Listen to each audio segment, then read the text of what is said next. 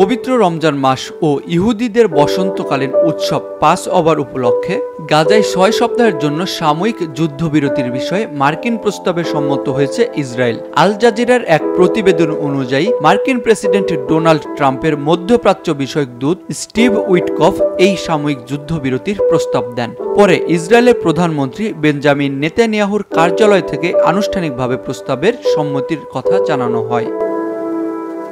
১ March থেকে গাজা সহ পুরো মধ্যপ্রাচ্যে পবিত্র রমজান মাস শুরু হয়েছে। অন্যদিকে ইহুদিদের বসন্তকালীন উৎসব পাস ওভার ১২ এপ্রিল থেকে শুরু হয়ে ২০ এপ্রিল পর্যন্ত চলবে। এই দুই ধর্মীয় উৎসবকে কেন্দ্র করেই মার্কিন মধ্যস্থতায় এই যুদ্ধবিরতির সিদ্ধান্ত গৃহীত হয়েছে। এর আগে ১৯ জানুয়ারি প্রথম দফায় ৪২ দিনের জন্য গাজায় যুদ্ধবিরতি কার্যকর হয়। সেই সময় হামাস ২৫ জন জীবিত ইসরায়েলি জিম্মিকে মুক্তি দেয় ও ৮ জন ইসরায়েলের মরদেহ হস্তান্তর করে। এর বিনিময়ে প্রায় ২,০০০ ফিলিস্তিনি বন্দীকে মুক্তি দেয় ইসরায়েল।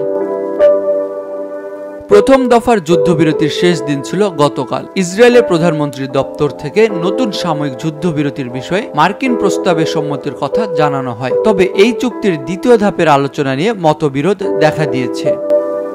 নিয়ম অনুযায়ী প্রথম ধাপের যুদ্ধবিরতির ১৬তম দিন থেকে দ্বিতীয় দফার আলোচনা শুরু হওয়ার কথা ছিল, কিন্তু ইসরায়েল আলোচনায় অংশ নিতে দেরি করে। অবশেষে বৃহস্পতিবার ইসরায়েল প্রতিনিধি দল পাঠায় কায়রোতে।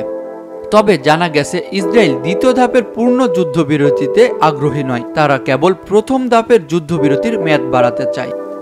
অন্যদিকে হামাস এই প্রস্তাবের বিরোধিতা করেছে এবং মূল চুক্তি অনুযায়ী দ্বিতীয় দফার আলোচনা শুরুর উপর জোর দিচ্ছে।